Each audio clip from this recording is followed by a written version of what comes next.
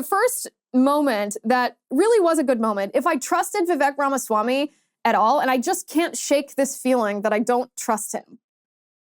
He did have a great answer when he was asked about the future of our country and climate change and energy independence. This is one of the best answers of the debate. Take a look at this. Always, I've been in the West Wing. A president of the United States has to confront every crisis facing America. I will put our nation back on the path to growth and prosperity and restore fiscal responsibility, just as I did in Congress and as governor, Mr. Vice President, and when I was vice president. But, yeah, I mean, hold on. You were named earlier. I'm going to give Vivek first. We'll get to both of them. Yeah, this isn't that complicated, guys. Unlock American energy, drill, frack, burn coal, embrace nuclear. Put people back to work by no longer paying them more to stay at home. Reform the U.S. Fed, stabilize the U.S. dollar, and go to war. The only war that I will declare as U.S. president will be the war on the federal administrative state that is the source of those toxic regulations acting like a wet blanket on the economy. So I'm not sure I exactly understood Mike Pence's comment, but I'll let you all parse that out. For me, it's pretty simple. That's something a U.S. president can do with focus, and I'll deliver on it. Well, let me explain it to you. Let me explain it to you, Vivek, if I can. I'll go slower this time. I sometimes struggle with the reading comprehension. Look, I was a House conservative leader before it was cool. I actually pushed a Deficit Reduction Act. That was the last time we actually reduced the national debt in the United States, when I was the leader of House Conservative. I'm not sure what kind of consultant allowed Mike Pence to describe himself as cool. That's a miscalculation right there. Then we have DeSantis, who actually did diagnose the problem in our country correctly, especially the political problems and what accelerated the political problems quite well. He's correct on this, and he has a track record. This is not just words. This is backed up with his action as governor of Florida. So I do give him kudos for that. However, there's a slight caveat. This is, do I credit this one? Is this what Fox has instructed me to say? This is a clip that aired on the Fox News channel. Let's watch it.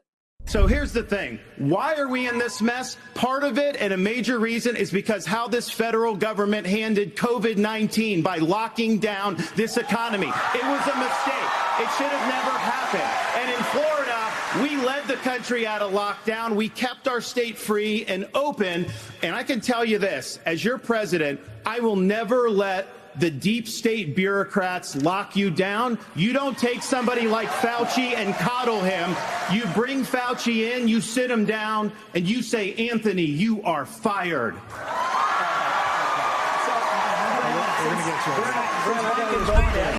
Listen, he's correct.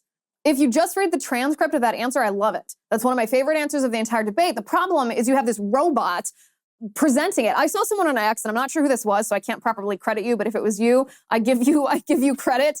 I saw someone on X during the debate say, if you took Vivek's campaign strategy and DeSantis's policy, so you essentially took the charisma of Vivek and inserted that into DeSantis's campaign, then you'd have a winning proposition right there. But instead, you have the DeSantis campaign, which is really robotic, doesn't have a lot of life in it. People are already dismissing it because, let's face it, it's been kind of a disaster since he launched his campaign. And then you have Vivek, who's charismatic, articulate, he's quick on his feet, he's saying the right things, he knows the talking points, and yet there's this shady quality that we're really not quite sure what to do with.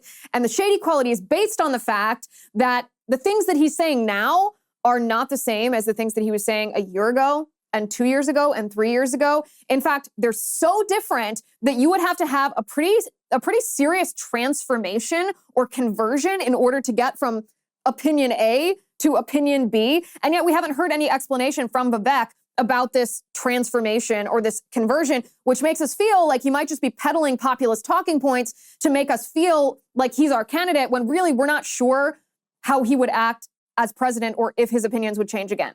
But imagine for a second, you had the campaign strategy and the talking points of Vivek with a principled candidate like DeSantis. That's what I want. And none of that was on the stage last night.